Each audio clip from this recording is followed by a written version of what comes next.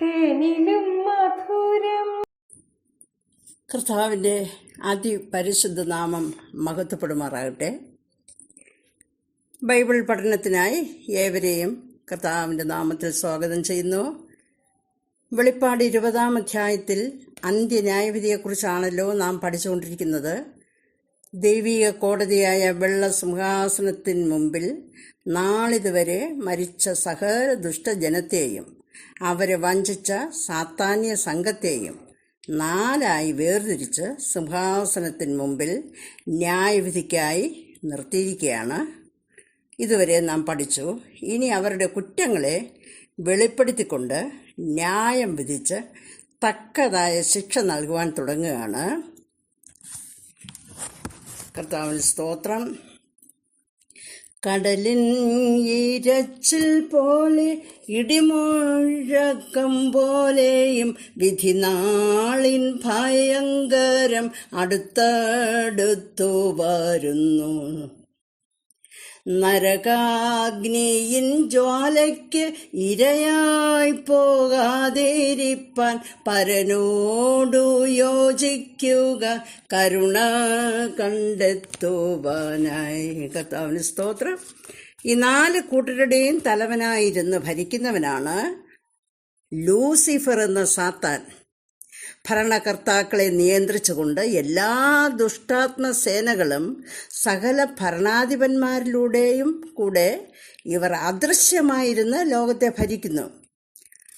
അതുകൊണ്ടാണ് സകല ലോകവും ദുഷ്ടന്റെ അധീനതയിൽ കിടക്കുന്നു എന്ന് പറഞ്ഞിരിക്കുന്നത്. 1 യോഹന്നാൻ 5:19. ലോകത്തിൽ സകല അനീതികളും ജനത്തെക്കൊണ്ട് ചെയ്യിപ്പിക്കുന്നത് ഈ ശക്തികളാണ്. ഇക്കൂട്ടരെ ലോക മനുഷ്യർ ദേവന്മാരായി കാണുകയും ആരാധിക്കുകയും ചെയ്യുന്നു. ഇവർ ലോക ഗവൺമെന്റിനെ നിയന്ത്രിക്കുക മാത്രമല്ല, വിഗ്രഹങ്ങളിലും ദേവപ്രതിഷ്ഠകളിലും ക്ഷേത്രങ്ങളിലും ക്രിസ്തുമതക്കാരുടെ പള്ളികളിൽ പുണ്യവാളന്മാർ, ക്രിസ്തുമത ബിംബങ്ങൾ, മാനുഷിക ദൈവങ്ങൾ എന്നിവയിലൂടെയും വസിച്ചുകൊണ്ട് അത്ഭുതങ്ങളും അടയാളങ്ങളും കാണിച്ച് ജനത്തെ വഞ്ചിക്കുന്നു. സത്യദൈവത്തിന് ലഭിക്കേണ്ട സ്ഥാനവും ആരാധനയും ഇവൻ ഏറ്റെടുക്കുന്നു. കൂടാതെ മന്ത്രവാദം, ക്ഷുദ്രപ്രയോഗം, ആഭിചാരം, മഷിനോട്ടം, കൈനോട്ടം, പ്രശ്നം നോക്കൽ, മുഹൂർത്തം നോക്കൽ, മരിച്ചവരുടെ പേര് പറഞ്ഞ് സംസാരിക്കുക എന്നിവയിലൂടെയൊക്കെയും പ്രവർത്തിക്കുന്നത് ഈ ദുഷ്ടാത്മസേനകളാണ്. ഈ സേനകളെയെല്ലാം ദൈവം വെള്ള സിംഹാസനത്തിന് മുമ്പിൽ ന്യായവിധിക്കായി കൊണ്ടുവരും. അന്ന് കർത്താവ് അവരോട് ചോദിക്കും, ദേവന്മാർ എന്ന് അവകാശപ്പെടുന്ന നിങ്ങൾ വാസ്തവമായി നീതി പ്രസ്താവിച്ചുവോ? മനുഷ്യപുത്രന്മാരെ, നിങ്ങൾ പരമാർത്ഥമായി വിധിക്കുന്നുവോ? നിങ്ങൾ ഹൃദയത്തിൽ ദുഷ്ടത പ്രവർത്തിക്കുന്നു. നീ നന്മയേക്കാൾ തിന്മയെയും നീതിയേക്കാൾ വ്യാജത്തെയും ഇഷ്ടപ്പെടുന്നു. ദൈവം നിന്നെയും എന്നേക്കും നശിപ്പിക്കും. ആകയാൽ ഭൂമിയിൽ ന്യായം വിധിക്കുന്ന ഒരു ദൈവമുണ്ട് നിശ്ചയം എന്ന് മനുഷ്യർ പറയും. സങ്കീർത്തനം 58-ാം അധ്യായം 1-11 വാക്യങ്ങൾ, 52-ാം അധ്യായം 1 മുതൽ 5 വരെ. അടുത്തതായി ന്യായം വിധിക്കുവാനുള്ള പുസ്തകങ്ങൾ തുറക്കുകയാണ്. 1 കുറ്റപത്രം, അതായത് കുറ്റങ്ങൾ എഴുതി വച്ചിരിക്കുന്ന കേസ് ഫയൽ. ഇതാണ് 1-ാമതായി തുറക്കുന്ന പുസ്തകം. മരിച്ചവർ അപാലവൃദ്ധം സിംഹാസനത്തിന്റെ മുമ്പാകെ നിൽക്കുന്നത് ഞാൻ കണ്ടു. പുസ്തകങ്ങൾ തുറന്നു. ജീവന്റെ പുസ്തകം എന്ന മറ്റൊരു പുസ്തകവും തുറന്നു. പുസ്തകങ്ങളിൽ എഴുതിയിരിക്കുന്നതിന് ഒത്തവണ്ണം മരിച്ചവർക്ക് അവരവരുടെ പ്രവൃത്തികൾക്കൊത്ത ന്യായവിധി ഉണ്ടായി. വെളിപ്പാട് 20-ാം അധ്യായം 12-ാം വാക്യം. കോടതിയിൽ ജഡ്ജിയുടെ മുന്നിൽ എത്തിയാൽ ഉടനെ അവന്റെ കുറ്റങ്ങൾ എഴുതി വച്ചിട്ടുള്ള കേസ് ഫയൽ കൊണ്ടുവന്ന് കുറ്റപത്രം വായിക്കുമല്ലോ. ഇതുപോലെ ദൈവീയ കോടതിയിൽ വെള്ള സിംഹാസനത്തിലിരിക്കുന്നവന്റെ മുന്നിൽ ഓരോരുത്തരുടെയും കുറ്റപത്രം വായിക്കുവാൻ അവരെ ആ സിംഹാസനത്തിൻ്റെ മുമ്പിൽ നിർത്തിയിട്ട് ഈ പുസ്തകം തുറന്ന് അവരുടെ കുറ്റങ്ങൾ പുറത്ത് വായിക്കുന്ന പുസ്തകമാണ് ഓർമ്മയുടെ പുസ്തകം. ഓർമ്മയുടെ പുസ്തകം എന്ന ഫയൽ തുറക്കുകയാണ്. ഒരുവൻ ഭൂമിയിൽ ജീവിച്ചിരുന്നപ്പോൾ ചെയ്തു കൂട്ടിയ സകല പാപങ്ങളും എഴുതി ഒരു സഞ്ചിയിലാക്കി മുദ്രയിട്ട് സൂക്ഷിച്ചിരിക്കുന്നു. അവരുടെ പ്രവൃത്തികൾ കയ്പും മഹാസർപ്പത്തിന്റെ വിഷവും മൂർഖന്റെ കാളകൂടവുമത്രേ. ഞാൻ അവയെ ഒരു സഞ്ചിയിലാക്കി മുദ്രയിട്ട് എൻ്റെ ഭണ്ഡാരത്തിൽ സൂക്ഷിച്ചിരിക്കുന്നു. പ്രതികാരവും പ്രതിഫലവും എൻ്റെ പക്കലുണ്ട്. അവരുടെ അനർത്ഥ ദിവസം അടുത്തിരിക്കുന്നു. യഹോവ അവരെ ന്യായം വിധിക്കും. യോബ് 14:17, ആവർത്തനം 32 33 മുതൽ. ആ പുസ്തകം തുറന്ന് അവൻ്റെ കുറ്റങ്ങൾ വായിച്ച് കേൾപ്പിക്കും. ആർക്കും തെറ്റി ഒഴിയാൻ സാധ്യമല്ല. റോമർ 2:16, വെളിപ്പാടിൻ്റെ 20:12 ഓരോരുത്തരുടെയും പ്രവൃത്തിക്കൊത്തവണ്ണം ന്യായം വിധിക്കും. രണ്ടാമത്തെ പുസ്തകം തുറക്കുകയാണ്. നിയമപുസ്തകം. കോടതിയിൽ ഒഴിച്ചുകൂടാനാവാത്ത ഒരു പുസ്തകമാണ് നിയമങ്ങൾ എഴുതി വച്ചിരിക്കുന്ന പുസ്തകം. ഏതൊരു പൗരനും ആ രാജ്യത്തിലെ നിയമങ്ങളുണ്ട്. നിയമം തെറ്റിച്ചിട്ട് അതെനിക്കറിയില്ലായിരുന്നു എന്ന് പറഞ്ഞാൽ ശിക്ഷ ഒഴിവാക്കി വെറുതെ വിടുമോ? നിയമം അറിഞ്ഞിരിക്കേണ്ടതും അതനുസരിക്കേണ്ടതും അവൻ്റെ ചുമതലയിൽപ്പെട്ടതാണ്. അതുപോലെ ദൈവം മനുഷ്യന് നിയമങ്ങളും ചട്ടങ്ങളും നൽകിയിട്ടുണ്ട്. അത് 66 വാല്യങ്ങളുള്ള ഒരു പുസ്തകമാക്കി ദൈവം മനുഷ്യന് നൽകിയിരിക്കുന്നു. അത് സ്വർഗത്തിൽ എന്നേക്കും സ്ഥിരമായി സൂക്ഷിച്ചിരിക്കുന്നു. സങ്കീർത്തനം 119:89. അതിൻ്റെ പകർപ്പാണ് ഭൂമിയിൽ തന്നിരിക്കുന്ന വിശുദ്ധ സത്യവേദ പുസ്തകമായ ബൈബിൾ. അത് യഹോവയുടെ പുസ്തകമാണ്. യെശയ്യാവ് 34:16. ഈ നിയമപുസ്തകം വെച്ചാണ് ദൈവം മനുഷ്യനെ ന്യായം വിധിക്കുന്നത്. ഈ നിയമപുസ്തകമായ ബൈബിൾ മനുഷ്യർക്ക് സൗജന്യമായി ലോകം മുഴുവനും എത്തിച്ചിട്ടുണ്ട്. അതിനാൽ എനിക്കത് അറിയില്ല എന്ന് പറഞ്ഞ് രക്ഷപ്പെടുവാൻ ആർക്കും സാധ്യമല്ല. വാങ്ങി വായിക്കുവാൻ സാധിക്കാത്തവർക്ക് ദൈവം തൻ്റെ ദാസന്മാരിലൂടെ ന്യായവിധിയായ നരകശിക്ഷയിൽ നിന്ന് രക്ഷ നേടുവാനുള്ള മാർഗമായ സുവിശേഷം ലോകമെങ്ങും പ്രസംഗിക്കപ്പെടുന്നുണ്ട്. അതിനാൽ നിയമം കൈക്കൊള്ളാതിരിക്കുന്നത് അവൻ്റെ തെറ്റാണ്. ആർക്കും രക്ഷപ്പെടുവാൻ സാധ്യമല്ല. ഒരു മനുഷ്യൻ ഭൂമിയിൽ എങ്ങനെ ജീവിക്കണമെന്ന് നിയമപുസ്തകത്തിൽ ദൈവം മനുഷ്യനെ അറിയിച്ചിട്ടുണ്ട്. അടുത്തതായി സാക്ഷികൾ. കോടതിയിൽ പ്രതികളെ വിസ്തരിക്കുമ്പോൾ കുറഞ്ഞത് 2 സാക്ഷികളെ വരുത്താറുണ്ടല്ലോ. ഏകസാക്ഷി പാടില്ല. 1 തീമോഥെയോസ് 5:19, സംഖ്യാപുസ്തകം 35:30. ഈ വേദഭാഗങ്ങളിൽ ഇതേപ്പറ്റി പറയുന്നുണ്ട്. ഇവിടെയും 2 സാക്ഷികളുണ്ട്. 1 ആകാശം, 2 ഭൂമി. തൻ്റെ ജനത്തെ ന്യായം വിധിക്കേണ്ടതിന് അവൻ മേലിൽ നിന്ന് ആകാശത്തെയും ഭൂമിയെയും വിളിക്കുന്നു. സങ്കീർത്തനം 50:4. ഭൂമി വിളിച്ചു പറയും, ആകാശം വിശ്വസ്ത സാക്ഷിയായിരിക്കും. അതായത് ഭൂമിയിൽ ഇരുന്നു കൊണ്ട് അവൻ ചെയ്തു കൂട്ടിയ പാപം ഭൂമി തന്നെ വിളിച്ചു പറയും. അത് കണ്ടുകൊണ്ട് തന്ന ആകാശം വിശ്വസ്ത സാക്ഷിയായിരിക്കും. സങ്കീർത്തനം 89:87. 1-ലധികം സാക്ഷികളും ഉണ്ട്. കല്ലുകൾ, ഭൂമിയിലെ പൊടി തുടങ്ങിയ അചേതന വസ്തുക്കൾക്ക് അത് റെക്കോർഡ് ചെയ്ത് വയ്ക്കുവാൻ സാധിക്കും. അവ വിളിച്ചു പറയും. ഇന്ന് ടേപ്പ് റെക്കോർഡർ, മൊബൈൽ ഫോൺ തുടങ്ങിയ അചേതന വസ്തുക്കളെ കൊണ്ട് നമ്മുടെ ശബ്ദവും രൂപവും റെക്കോർഡ് ചെയ്യുവാൻ മനുഷ്യന് കഴിയുമെങ്കിൽ സർവശക്തനായ ദൈവത്തിന് ഇത് വെളിപ്പെടുത്തുവാൻ എത്ര അധികം കഴിയും. അതിന് ബൈബിൾ ഇപ്രകാരം ഒരു വചനം പറയുന്നുണ്ട്. ലൂക്കോസിന്റെ സുവിശേഷം 12:2 മൂടിവെച്ചത് ഒന്നും വെളിച്ചത്ത് വരാതെയും ഗൂഢമായത് ഒന്നും അറിയാതെയും ഇരിക്കയില്ല. ആകയാൽ നിങ്ങൾ ഇരുട്ടത്ത് പറഞ്ഞതെല്ലാം വെളിച്ചത്ത് കേൾക്കും. അറകളിൽ വെച്ച് ചെവിയിൽ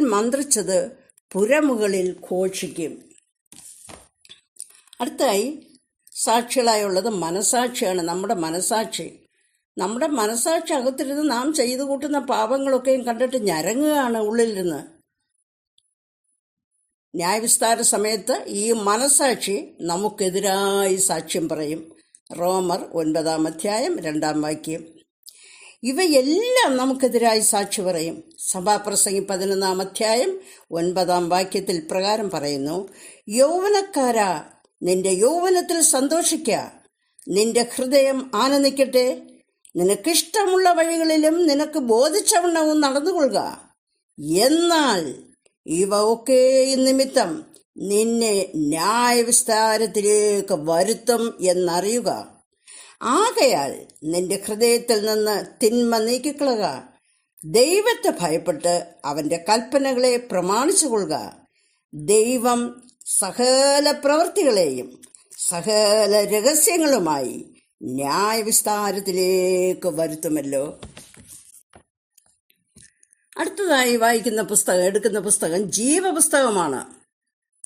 വെളിപ്പാട് 20:12-14. ജീവപുസ്തകം എന്ന മറ്റൊരു പുസ്തകവും തുറന്നു. പുസ്തകങ്ങളിൽ എഴുതിയിരിക്കുന്നതിന് ഒത്തവണ്ണം മരിച്ചവർക്ക് അവരവരുടെ പ്രവൃത്തികൾക്കൊത്തവണ്ണം ന്യായവിധിയുണ്ടായി. ജീവപുസ്തകത്തിൽ പേരെഴുതി കാണാത്ത ഏവനെയും തീപ്പൊയ്കയിൽ തള്ളിയിടും.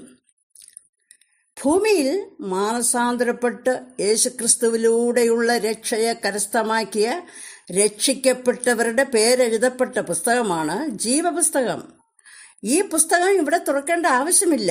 എങ്കിലും മത്തായി സുവിശേഷം 7:21 പറഞ്ഞിട്ടുള്ള വചന നിവൃത്തിക്കായി ഈ പുസ്തകം വെള്ളസിംഹാസനത്തിന് മുമ്പിൽ തുറക്കപ്പെടും. ദൈവവചനം ലഭിച്ചിട്ടും അതനുസരിക്കാതെ കേവലം നാമം കൊണ്ട് മാത്രം ക്രിസ്ത്യാനികളായ, പാരമ്പര്യം പറഞ്ഞു നടക്കുന്ന നാമധേയ ക്രിസ്ത്യാനികൾ ഈ വെള്ളസിംഹാസനത്തിന് മുമ്പിൽ വന്നിട്ടുണ്ട്.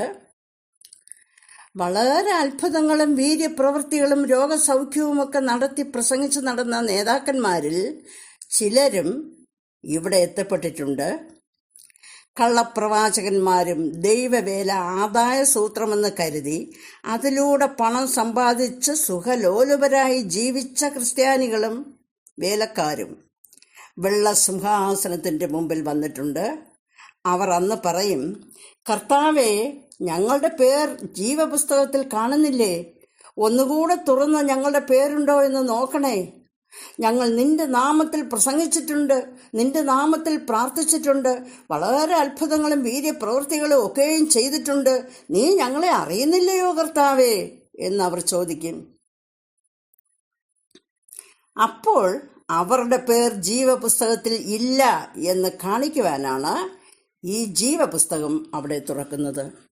എന്നിട്ട് കർത്താവ് അവരോട് തീർത്ത് പറയും, ഞാൻ നിങ്ങളെ അറിയുന്നേയില്ല, അധർമ്മം പ്രവർത്തിച്ചവരെ എന്നെ വിട്ടുപോകുവീൻ എന്നവരോട് തീർത്ത് പറയും. മത്തായി സുവിശേഷം 7:19-23 വായിക്കുക. എന്നിട്ട് മുഖപക്ഷമില്ലാതെ കർത്താവ് നീതിയോടെ ന്യായം വിധിക്കും. അടുത്തായി വിധി പ്രസ്താവന. പുസ്തകങ്ങളൊക്കെ എല്ലാം വായിച്ചു കഴിഞ്ഞു. അടുത്ത് വിധി പ്രസ്താവിക്കുകയാണ്. ഓരോരുത്തരുടെയും കുറ്റപത്രം വായിച്ചു കഴിഞ്ഞു, സാക്ഷികളുടെ മൊഴിയും എടുത്തു കഴിഞ്ഞു. അടുത്ത് നടക്കുവാൻ പോകുന്നത് വിധി പ്രസ്താവനയാണ്. വെള്ളസിംഹാസനത്തിന് മുമ്പിൽ നടക്കുവാൻ പോകുന്ന വിധിയുടെ അന്ത്യഘട്ടമാണിത്. അവസാന വിധി എന്തായിരിക്കുമെന്ന് അറിയുവാനുള്ള ആഗ്രഹത്താൽ, ആകാംക്ഷയോടെ, ഭയത്തോടെ, ചങ്കിടിപ്പോടെ, വളരെ ശ്രദ്ധയോടെ വിറച്ചുകൊണ്ട് പ്രതികൾ നിൽക്കുന്ന സമയമാണിത്.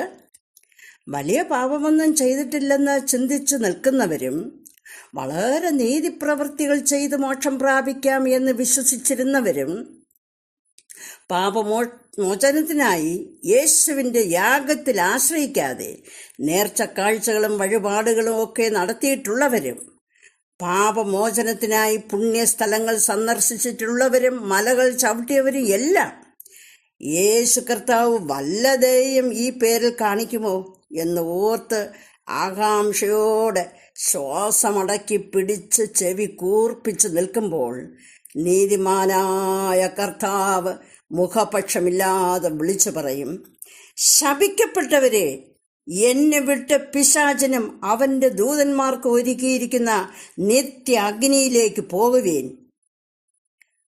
ഉടനെ അതിനായി ഒരുങ്ങി നിൽക്കുന്ന ശിപ്പായിമാരും പോലീസുകാരുമായ ദൂതന്മാർ പുറപ്പെട്ടു വന്ന് അവരെ ഓരോരുത്തരെയായി പിടിച്ച് തീയും ഗന്ധകവും ചാകാത്ത പുഴുക്കളും നിറഞ്ഞ നിത്യവേദനയുടെയും യാതനയുടെയും സ്ഥലമായ നരകത്തേക്ക് തള്ളിയിടുന്നതാണ്.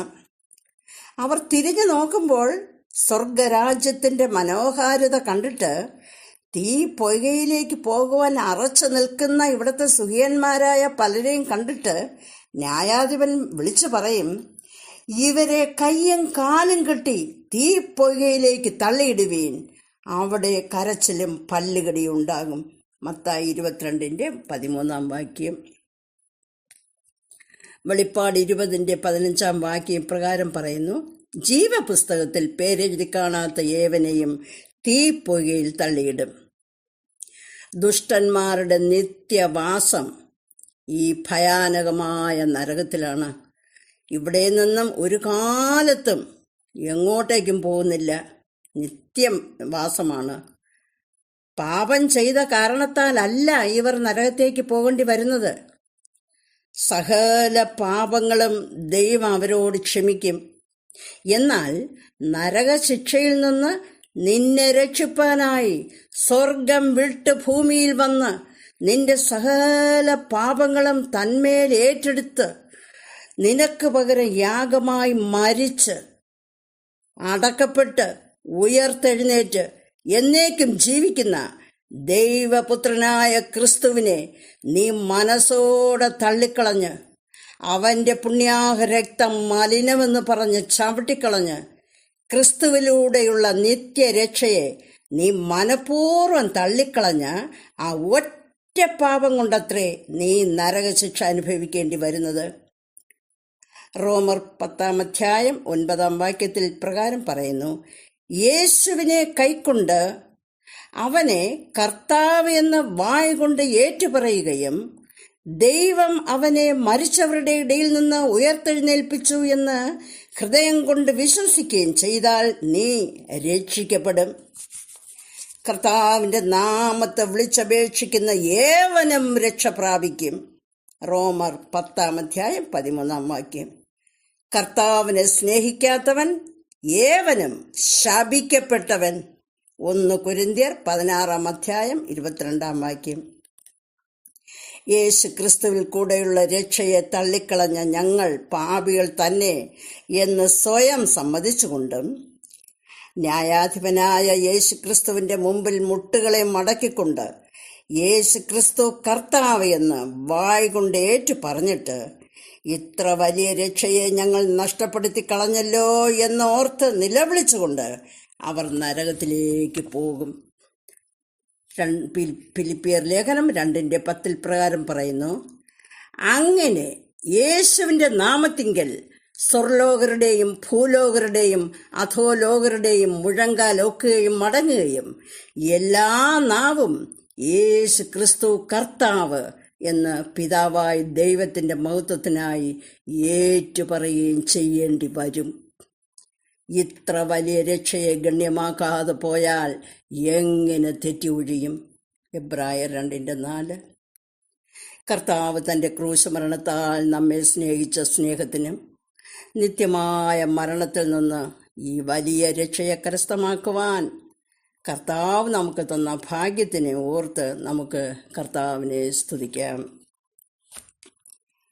ക്രൂശിൽ കിടന്നപ്പോഴും കാരിരുമ്പാണിയല്ല വേദന, നാശത്തിലായോരൻ രക്ഷയ്ക്കായി ആശിച്ചതല്ലയോ ആരോദനം. ഇത്രമേൽ എന്നെ സ്നേഹിച്ചുവോ, ഇതത്രയും വിചിത്രമേ സുരക്ഷക, എത്ര ദൂരം അങ്ങേ വിട്ടോടി ഞാൻ, അത്ര നേരം കാത്തു നിന്നെന്നെ നീ. ആമേൻ. Praise the Lord.